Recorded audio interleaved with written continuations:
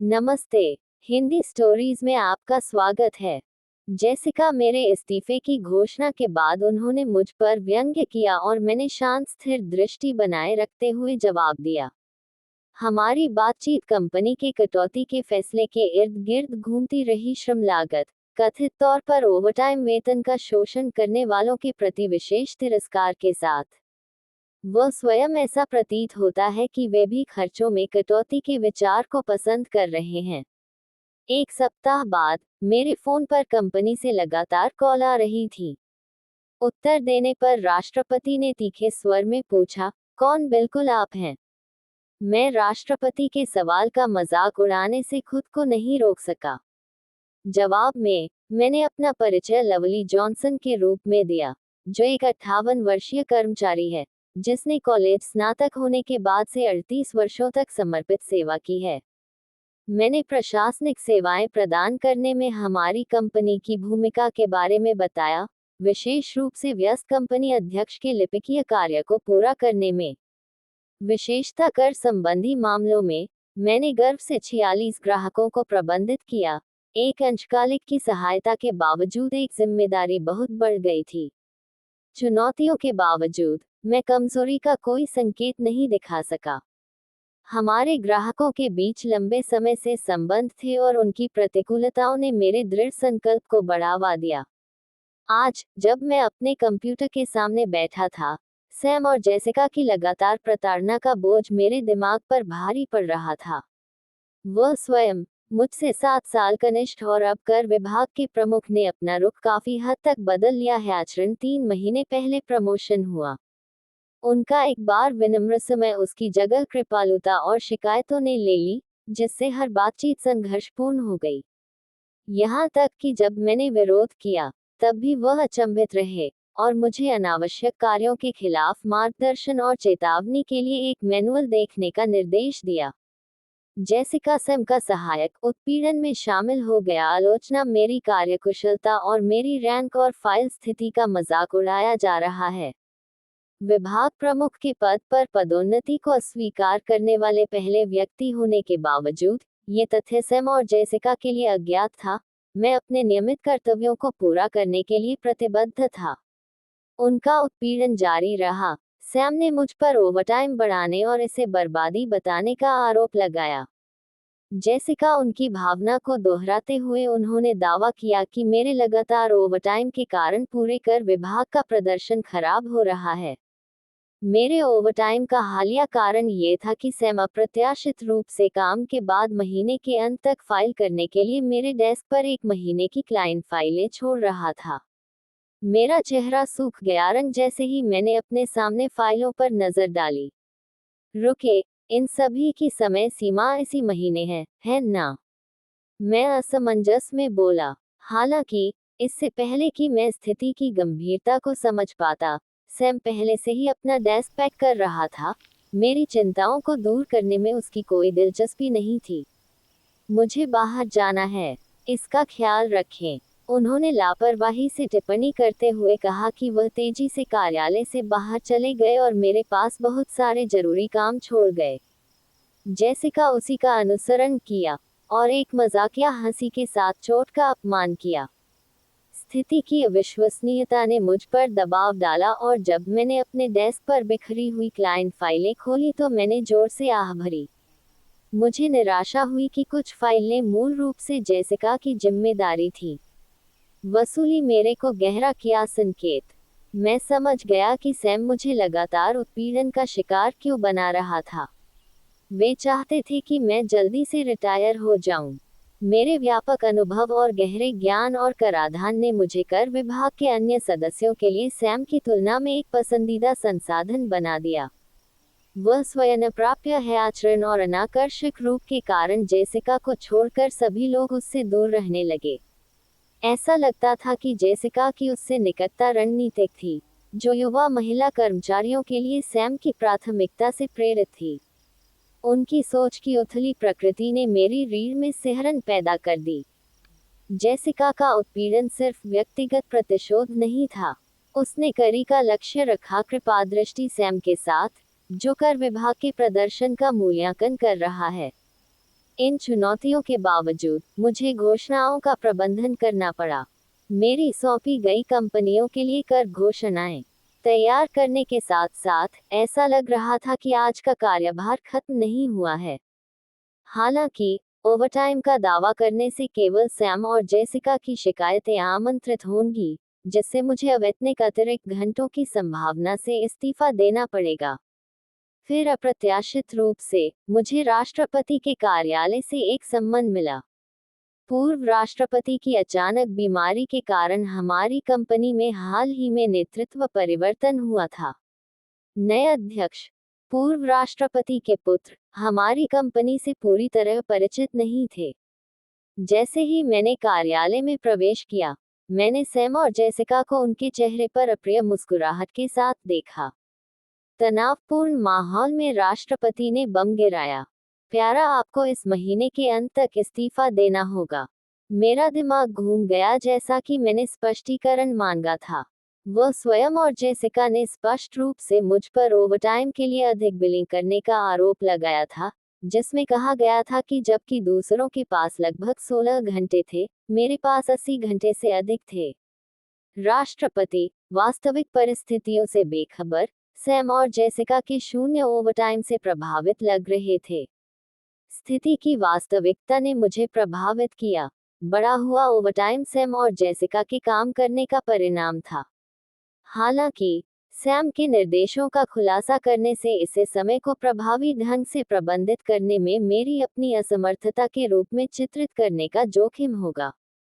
मैंने ये कहते हुए तथ्य प्रस्तुत किए कि मैं अधिक बिल नहीं किया गया था ओवरटाइम के लिए, लेकिन नियमित घंटों के भीतर अपना कार्यभार पूरा करने के लिए संघर्ष करना पड़ा। राष्ट्रपति ने संदेह व्यक्त करते हुए गहरी सांस ली, लेकिन मामले को आगे बढ़ाने के लिए सबूतों की कमी को स्वीकार किया। फिर भी उन्होंने जोर देकर कहा कि वे इतनी धीमी गति से काम करने वाले किसी व्यक्ति को नहीं रख सकते। स्थिति को देखते हुए इस्तीफा दे दिया। राष्ट्रपति ने मुझे इस्तीफा देने का सुझाव दिया और ऐसा लगा कि उन्होंने मन बना लिया है। मुझे उस कंपनी को छोड़ने के लिए कहा गया जिसके लिए मैंने 38 साल समर्पित किए थे। मुझे लगा कि एक थकावट घर कर गई है। मेरे समर्पण के बावजूद सैम और जेसिका के अतिरिक्त कार्यभार की सराहना नहीं की गई। मैं ये स्वीकार करते हुए महीने के अंत में इस्तीफा देने के लिए सहमत हो गया कि मैंने पहले ही राष्ट्रपति को अपना निर्णय बता दिया है। जैसे ही मैंने सैम और जेसिका की ओर देखा, उनकी अश्लील मुस्कुराहट से संतुष्टि झलक रही थी। राष्ट्रपति का कार्यालय छोड़ते हुए जेसिका ने मुझ पर व्यंग्यात्मक ढंग से ताना मारा। पद छोड़ने के लिए धन्यवाद। उसका व्यंग्य बीच में ही कट गया। मैंने चुपचाप घूरकर जवाब दिया। मुझे सैम से भी इसी तरह के तिरस्कार का सामना करना पड़ा, जिसने काटने पर अपनी सहमति व्यक्त की थी। श्रम लागत और लेबल किए गए मैं ओवरटाइम वेतन का शोषण करने वाले व्यक्ति के रूप में हूँ। उनकी उत्साहपूर्ण बातचीत को देखकर मैंने हैंडओवर प्रक्रिया पर विचार किया। अपने सभी ग्राहकों के लिए दस्तावेज बनाते हुए मैंने उन लोगों के साथ उचित विदाई और नियुक्तियां सुनिश्चित की जिनसे मैं व्यक्तिगत रूप से मिल सकता था। राष्ट्रपति के साथ बैठक का कार्यक्रम तय करने में असमर्थ होने पर मैंने उन्हें अपने उत्तराधिकारी के बारे में सूचित करने के लिए पत्रों का सहारा लिया। एक सप्ताह मेरे बाद इस्तीफा दे दिया। घर पर आराम के एक पल का आनंद लेते हुए मेरे मोबाइल फोन की घंटी बजी। कंपनी का कॉल देखकर मैं झिझक गया। मैंने पहले ही सामाजिक बीमा प्रक्रियाएं पूरी कर ली थी। हालांकि कंपनी और सैम तथा जेसिका के निजी मोबाइल फोन से लगातार कॉल आने के कारण मुझे अनिच्छा से उत्तर देना पड़ा। जैसे ही मैंने उठाया, राष्ट्रपति ने तुरंत बोलते हुए पूछा, वास्तव में आप कौन हैं? मैं मजाकिया लहजे में जवाब दिए बिना नहीं रह सका। बस एक बेरोजगार महिला ने कंपनी से इस्तीफा दे दिया, और कुछ नहीं। जवाब में राष्ट्रपति ने मेरे जाने के बाद से हुई अव्यवस्था के बारे में तुरंत बताया। कंपनी के साथ लेन देन रोकने के लिए 49 कॉल। उसने मेरी तत्काल वापसी की विनती की और उसके स्वर में घबराहट का भाव प्रकट हुआ। अनिच्छा से मैं अपनी सीट से उठा और कंपनी में वापस चला गया। अपने आगमन पर मैंने सैम और जेसिका को इंतजार करते हुए पाया। उनके चेहरे काफी पीले थे और काले घेरे उनकी थकी हुई आंखों को रेखांकित कर रहे थे। उनके रूप रंग में भारी बदलाव से आश्चर्यचकित होकर मैंने पूछा कि क्या हो रहा था। वह स्वयं मेरी ओर घूर कर देखा और बताया, आपके जाने के बाद से हमारे पास न केवल आपके ग्राहकों से बल्कि उन संभावित कंपनियों से भी लेन देन रोकने के लिए कॉल आ रही हैं, जिन्हें हम शुरू करने की योजना बना रहे थे। आपने क्या किया? जेसिका संदेह को प्रतिध्वनित किया। मेरे द्वारा गुप्त रणनीति का सहारा लेने के विचार पर मोहभंग व्यक्त किया। उनके गरीब माता पिता ने टोल प्रबंधन रद्द करने का सुझाव दिया।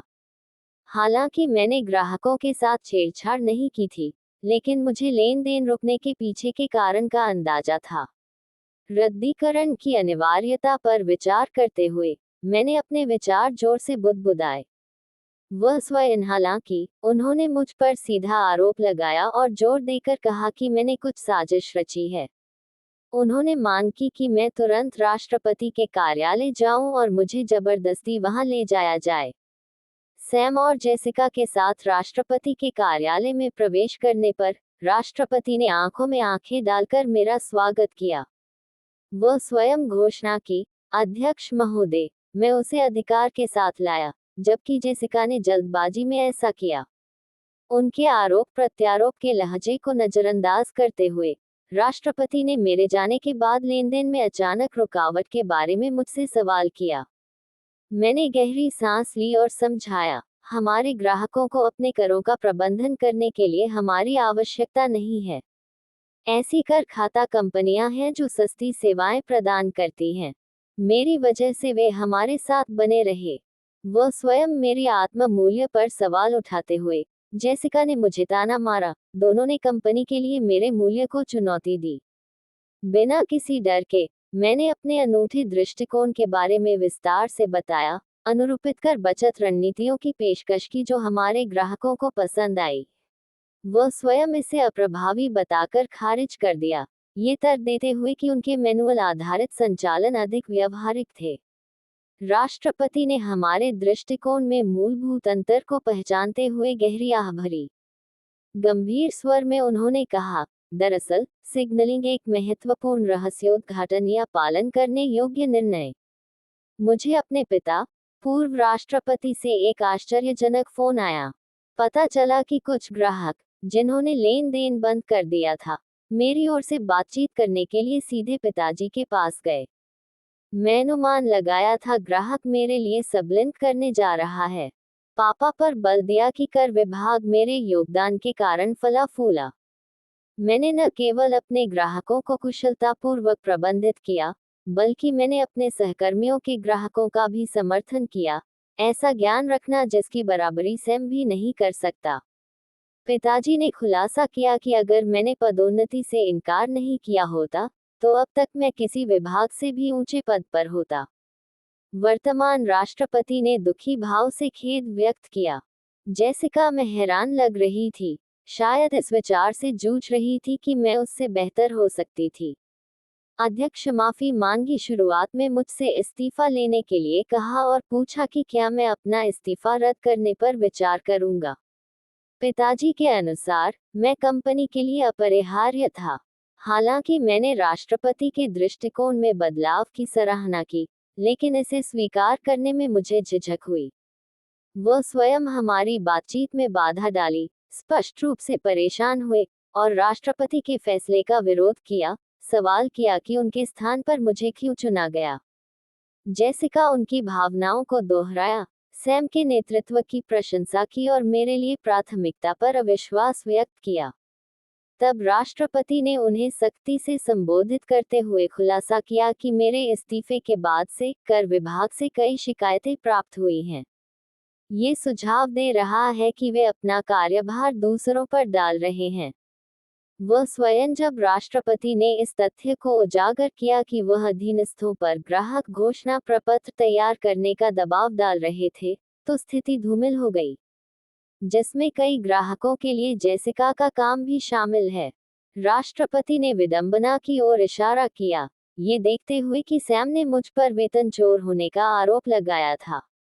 सैम और जेसिका के फीके भावों को देखते हुए राष्ट्रपति ने उनकी रोमांटिक भागीदारी के बारे में एक कथित लीक का खुलासा करना जारी रखा। वह स्वयं खुद का बचाव करने के लिए संघर्ष किया, ये दावा करते हुए कि वह केवल जेसिका को अपने वरिष्ठ के रूप में सलाह दे रहा था। हालांकि राष्ट्रपति ने लेखा विभाग से रसीदें पेश की, जो सैम द्वारा दर्ज किए गए भोजन व्यय को दर्शाती हैं। सबूतों का सामना करने पर अत्यधिक पसीना बहा रहा सैम कोई ठोस स्पष्टीकरण देने में असमर्थ था। जेसिका जब राष्ट्रपति ने उन पर अपने कर्तव्यों की उपेक्षा करने, व्यय दावों को बढ़ाने का आरोप लगाया, तो उनका चेहरा भी बेहद पीला पड़ गया और विवाहित होते हुए कार्यालय में संबंध बनाकर कंपनी की नीति का उल्लंघन करना। शांत और स्पष्ट तरीके से राष्ट्रपति ने उनके रोजगार को तुरंत प्रभाव से समाप्त करने की घोषणा की। वह स्वयं और जेसिका ने विरोध करने की कोशिश की, रसीद के दावों को वापस लेने का वादा किया और अपनी नौकरी के लिए गुहार लगाई। मेरा एक परिवार है। सैम ने अपनी समाप्ति को पलटने का प्रयास करने के लिए सख्त आग्रह किया। जेसिका उनकी भावनाओं को प्रतिध्वनित करते हुए सावधानीपूर्वक अपने निकाल दिए जाने के डर को व्यक्त किया। उसने वादा किया था क्षमा मांगना मुझ पर और दूसरों पर काम का बोझ डालने के लिए, यह महसूस करते हुए स्थिति की गंभीरता में कर्तव्यों की उपेक्षा और एक पर्यवेक्षक के साथ संबंध शामिल है। अपनी प्रतिष्ठा के बारे में चिंतित होकर उसने दूसरे अवसर की याचना की। उनकी हताशा को भांपते हुए मैंने सलाह दी, आप विरोध करना बंद क्यों नहीं करते? इसका नालायक, मैंने सुझाव दिया। सैम ने मेरी ओर घूर कर देखा, जवाब दिया, चुप रहो। आप जैसा अकेला व्यक्ति क्या समझेगा? मैंने उसे याद दिलाते हुए आह भरी।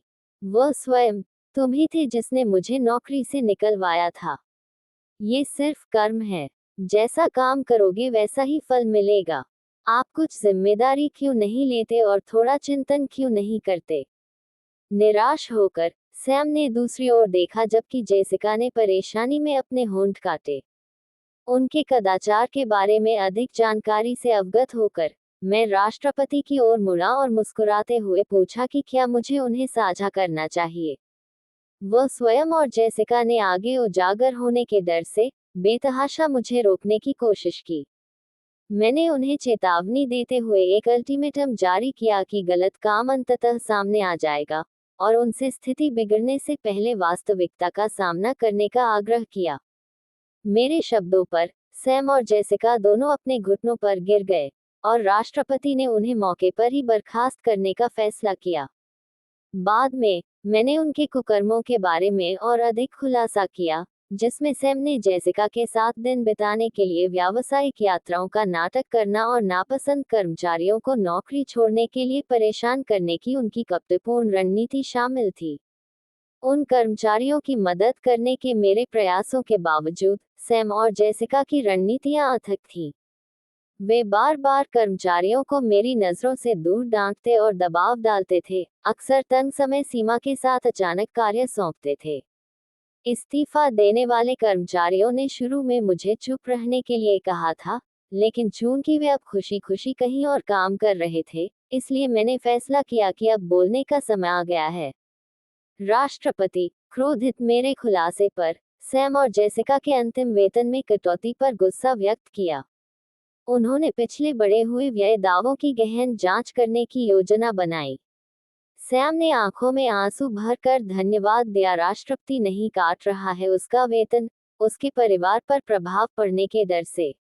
सत्य के रूप में सुलझाया। जेसिका के साथ सैम का अफेयर सामने आया, जिसके कारण सैम का तलाक हो गया। दोनों को अब तलाक के मुकदमे में मुआवजे के दावों का सामना करना पड़ रहा है, जो उनके कार्यों के परिणामी परिणामों को दर्शाता है। मुझे स्थिति के बारे में तब पता चला जब सैम मेरे पास पहुंचे और राष्ट्रपति को उनकी बर्खास्तगी पर पुनर्विचार करने के लिए मनाने में सहायता मांगी। जेसिका और सैम ने स्वयं को अत्यंत संकट में पाया। अपने प्रयासों के बावजूद उन्हें कर उद्योग में नई नौकरियां सुरक्षित करने के लिए संघर्ष करना पड़ा। उद्योग की घनिष्ठ प्रकृति का मतलब था कि उनके कुकर्मों की बात तेजी से फैल गई, जिससे संभावित नियोक्ता उन्हें काम पर रखने से झिझकने लगे। तलाक के मुआवजे और जीवन यापन के खर्चों को कवर करने के लिए आय के लिए बेताब, उन्होंने दिन का सहारा लिया श्रम निर्माण स्थलों पर, उनकी पिछली कार्यालय भूमिकाओं से बिल्कुल अलग। जेसिका वह अक्सर रोते हुए मुझे फोन करती थी और मदद की गुहार लगाती थी। प्यारा, कृपया मदद करें। मैं केवल एक बेहतर जीवन चाहता था, और वास्तव में मैं ऐसा कभी नहीं चाहता था। प्यार किया सैम, वह रो पड़ी। हालांकि मैं इस तथ्य को नजरअंदाज नहीं कर सका कि उनका स्थिति यह उनके अपने कार्यों का परिणाम था। मेरे सहित कई लोग उनसे प्रभावित हुए थे। व्यवहार, मैंने जेसिका को याद दिलाया कि परिणाम उसकी पसंद का परिणाम थे। मैंने उससे दृढ़ता से कहा, तुम घंटी नहीं खोल सकते। कठिनाइयों का सामना करना उसके निर्णयों का परिणाम था। जेसिका की निराशा उसके विरोध के माध्यम से प्रतिध्वनित हुई। उसके पछतावे के बावजूद परिणाम अपरिवर्तित रहा। जहां तक मेरी बात है, मैंने खुद को कॉर्पोरेट जगत की अराजकता से दूर रखना चुना। मेरी वापसी के लिए राष्ट्रपति की अपील के बावजूद मैंने मना कर दिया। एक बार जब मुझे इस्तीफा देने के लिए कहा गया, तो मेरी वापस लौटने की कोई इच्छा नहीं थी। इसके बजाय मुझे एक मित्र के कर कार्यालय में सहायता करने, अपनी आय बढ़ाने और अधिक आरामदायक जीवन शैली का आनंद लेने में सांत्वना मिली। भविष्य में मेरे मन में अपना खुद का कार्यालय शुरू करने का विचार आया, जहां मैं कॉर्पोरेट नौकरशाही की बाधाओं के बिना अपने ग्राहकों को सेवा दे सकूं। अपने क्षेत्र में मैं अपने ग्राहकों की जरूरतों के प्रति खुद को पूरी तरह समर्पित कर सकता हूं। एक कर लेखाकार के रूप में मैं अपने ग्राहकों के साथ समान स्तर पर रहना और श्रेष्ठता के बिना सेवा प्रदान करना चाहता था। इसने मेरे जीवन में एक नए अध्याय की शुरुआत को चिन्हित किया, जो मेरे लिए वास्तव में जो मायने रखता था उसे आगे बढ़ाने के लिए उत्साह और अवसरों से भरा था। मेरा दूसरा जीवन अभी शुरू ही हुआ था और मैं उत्सुकता से आगे की यात्रा का इंतजार कर रहा था। अगर आपको कहानी पसंद आई हो तो कृपया कमेंट करें, लाइक करें और सब्सक्राइब करें।